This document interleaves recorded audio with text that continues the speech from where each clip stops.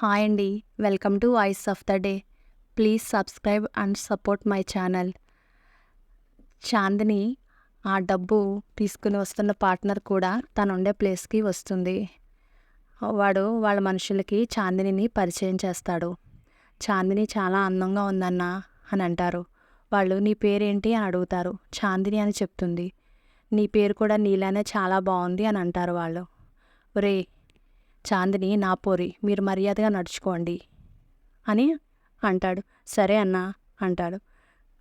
Party అన్నారు కదా, arrange చేశారా అన్నీనే అంటాడు. చేసావన్నా అని చెప్పి మందు అది అన్నీ అరేంజ్ చేస్తారు. అప్పుడు చాందినిని కూడా కూర్చోమంటారు. సింధు కూర్చుంటుంది. నేను రేపు వేరే దేశం వెళ్ళిపోతున్నాను, నువ్వు కూడా నాతో వస్తాను అంటే నీకు పాస్పోర్ట్ అరేంజ్ చేస్తాను అని అంటాడు. మిగతా వాళ్ళు ఒప్పుకో చాందిని, అన్నయ్య కూడా వెళ్తే నువ్వు ప్రపంచాన్ని చుట్టేయచ్చు అని అంటారు. అప్పుడు సింధు అనుకుంటుంది, ఓహో వీడు ఆ డబ్బుతో వేరే దేశం వెళ్ళిపోవాలనుకుంటున్నాడు అన్నమాట, వీడిని వెళ్ళనివ్వకూడదు, తప్పకుండా పట్టుకోవాలి అనుకుంటుంది. సరే నేను కూడా వస్తాను అని అంటుంది. ఇంతలో సంధ్య పిల్లల కోసం ఫాస్ట్గా నడుచుకుంటూ వెళ్ళిపోతుంది.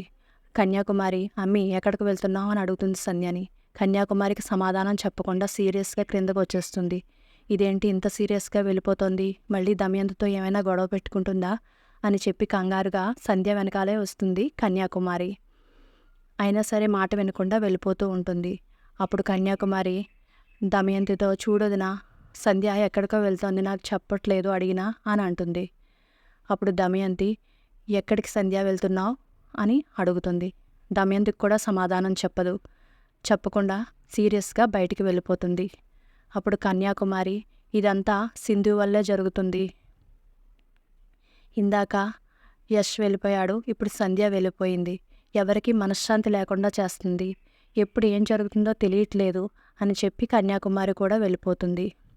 దానికి దమయంతి, ఇదంతా ఆ ముదనష్టపు సింధు వల్లే జరుగుతుంది, ఆ డాక్టర్ని వాళ్ళకు అప్పచెప్పేస్తే పిల్లలు ఈ పాటికి ఇంట్లో ఉండేవాళ్ళు, చిన్న విషయాన్ని పెద్దది చేస్తుంది, నువ్వు తననే వెనకేసుకొస్తూ ఉంటావు కదా, ఏం చేస్తుందో చూస్తున్నావా అని అంటుంది చంద్రతో దమయంతి. ఎలాగా ఒక భార్యగా కోడలుగా ఉండే అర్హతను కోల్పోయింది, ఇప్పుడు తల్లిగా కూడా బిహేవ్ చేయట్లేదు, ఒక పిల్లల్ని కన్నది అన్న మాట తప్ప తల్లి లక్షణాలు ఏమైనా ఉన్నాయా, పిల్లల విషయంలో ఇంత కఠినంగా బిహేవ్ చేస్తుందా ఏ కన్న తల్లైనా, ఆడదిగా ఉండే అర్హత కూడా దానికి లేదు అని అంటుంది. అప్పుడు చంద్ర, ఇంకా ఆపుతావా దాము, అసలు చేసిన తప్పంతా నువ్వు చేసావు, పిల్లల్ని సింధుకు దూరం చేసావు, అది మొదటి తప్పు. తర్వాత తన తల్లి మనసు తెలుసుకొని ఈ పిల్లలే నా పిల్లలు అని సింధు తెలుసుకొని పిల్లలకి దగ్గరవుతున్న సమయంలో ఇంత పెద్ద నాటకం ఆడావు, ఇది ఇంకా పెద్ద తప్పు. చేసిందంతా నువ్వు చేసి సింధునంటావేంటి? ఒకటి గుర్తుపెట్టుకోదాము, కాలం ఎప్పుడూ ఒకేలాగా ఉండదు, కాలం మారుతుంది, పరిస్థితులు మారుస్తుంది, పరిస్థితులు కూడా మారతాయి అని చెప్పి సీరియస్గా లోపలికి వెళ్ళిపోతాడు. అప్పుడు దమయంతి, నువ్వెప్పుడు ఇలాగే ఉంటావు చంద్ర, భర్తవు కాబట్టి నిన్ను భరిస్తున్నాను, లేదంటే వేరే విధంగా ఉండేను అని చెప్పి సీరియస్గా అంటుంది దమయంతి. సంధ్య పిల్లలు చెప్పిన ప్లేస్కి వెళ్ళి, ఇదే కదా శశి వాళ్ళు చెప్పిన ప్లేసు అని చెప్పి వెతుకుతూ ఉంటుంది. ఇంతలో సింధు కోసం ఆ ఫైనాన్షియల్ బాధితుల్లో ఒకడు వెయిట్ చేస్తూ ఉంటాడు, సింధు ఇంకా రాలేదేంటి అని చెప్పి. ఆ దారిలోనే కారులో యష్ పిల్లల కోసం వెతుక్కుంటూ వస్తాడు. అక్కడ కారు ఆపి దిగి పిల్లల కోసం చుట్టుపక్కల వెతుకుతూ ఉంటాడు. యష్ని గమనించిన ఈ ఫైనాన్షియర్, యష్ ఇక్కడికి వచ్చాడేంటి, వీడికి పిల్లల గురించి ఏమైనా తెలిసిపోయిందా అని చెప్పి దాక్కుంటాడు. యష్ వెతుక్కొని వెళ్ళిపోతాడు. ఇంతలో పిల్లలు ఫోన్ తీసి వాళ్ళ అమ్మకి ఫోన్ చేసిన విషయం వాళ్ళకి తెలిసిపోతుంది. ఎవరికి ఫోన్ చేశారు, చెప్తారా చెప్పరా అని పిల్లల్ని బెదిరిస్తారు. అప్పుడు పిల్లలు చెప్తారు, మా అమ్మకు ఫోన్ చేశామని చెప్పి. అప్పుడు వెంటనే వాడు సింధు కోసం వెయిట్ చేస్తున్న వాడికి కాల్ చేసి, అన్నా నా ఫోన్ తీసి వాళ్ళ అమ్మకు కాల్ చేశారు పిల్లలు అని చెప్పి చెప్తాడు. అవునా, అంత నెగ్లెక్ట్గా ఎలా ఉంటున్నారు మీరు, వెంటనే ఫోన్ స్విచ్ ఆఫ్ చేసి ఆ నెంబర్ తీసే, పిల్లల కోసం ఎవరొచ్చినా సరే చంపేయి అని చెప్తాడు. అప్పుడు వాడు పిల్లలతో, చూసారా మీ అమ్మ వస్తుంది అంటున్నారు కదా, మీకోసం ఎవరొచ్చినా ఇప్పుడు చచ్చిపోతారు, అని అంటాడు. దానికి రిషి శశి భయపడతారు. అమ్మొస్తే ఇప్పుడు చంపేస్తానంటున్నారు. ఏం చేయాలి ఇప్పుడు అంటుంది శశి. అదే భయంగా ఉంది అంటాడు రిషి. అలా మాట్లాడుకుంటూ ఉంటారు. ఇంతలో డాక్టర్ సింధు పాపం పిల్లల్ని వెతుక్కుంటూ వెళ్ళింది. పిల్లల్ని వాళ్ళు విడిచిపెడతారో లేదో, లేదా మా మీదున్న కోపంతో పిల్లల్ని ఏమైనా చేస్తారేమో. దేవుడా, సింధుకి పిల్లలకి ఏమి కాకుండా చూడు అని చెప్పి అలా నడుచుకుంటూ ఒక కిళ్ళీ కొట్టే దగ్గర ఆగి ఒక బిస్కెట్ ప్యాకెట్, వాటర్ బాటిల్ ఇమ్మని అడుగుతుంది. ఇంతలో ఆ కొట్టు దగ్గర ఉన్న ఒక ముగ్గురు ఈ డాక్టర్ని గుర్తుపడతారు.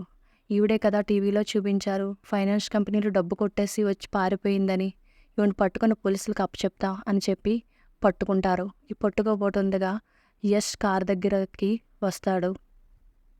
యష్ డాక్టర్ని చూసి వెంటనే కింద దిగి ఆవిడ్ని వదలండి అని అంటాడు. లేదు, ఈవిడ గురించి నీకు తెలీదు, అందరిది డబ్బు దొబ్బేసి ఇక్కడికి వచ్చేసింది అని చెప్తారు. లేదు, ఆవిడ అలాంటిది కాదు, విడిచిపెట్టండి అని అంటాడు యష్. వాళ్ళు వినరు. సో వాళ్ళని కొట్టి డాక్టర్ని కార్ ఎక్కించుకొని తీసుకువెళ్తాడు యష్. ఇంతలో సింధు అక్కడి నుంచి వెళ్ళిపోతుంది. అప్పుడు ఎక్కడికి వెళ్తున్నావు అని అంటాడు. వాష్రూమ్కి అంటే వాష్రూమ్ దారి చూపిస్తాడు. అక్కడికి వెళ్ళి ఫోన్ తీసి గౌతమ్కి కాల్ చేస్తుంది.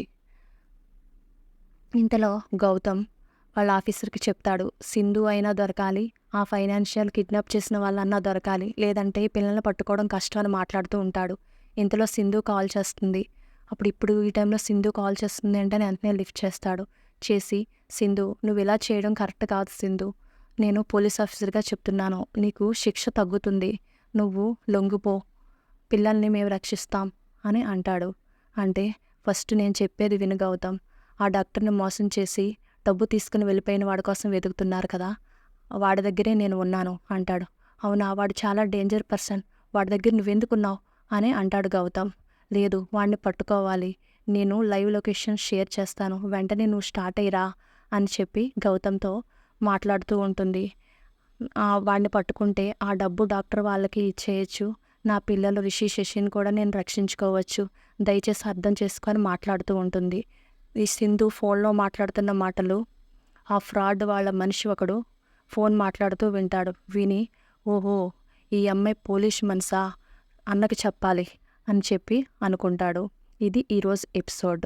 Please subscribe my channel. Thank you for watching.